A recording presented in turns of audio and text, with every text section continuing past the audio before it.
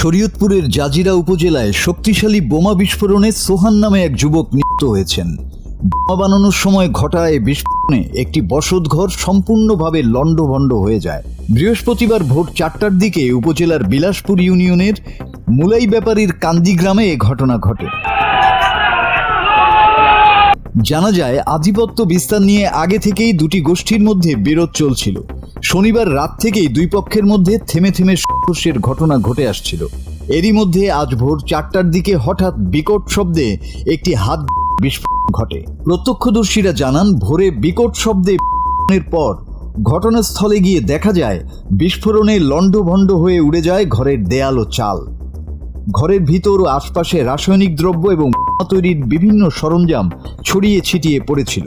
প্রায় 700 মিটার দূরে কবজিবিহীন পড়েছিল সোহানের মৃতদেহ।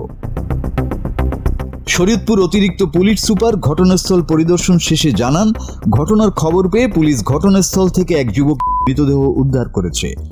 ঘটনাটি তদন্তাধীন রয়েছে এবং তদন্ত সাপেক্ষে আইনানুগ ব্যবস্থা নেওয়া হবে।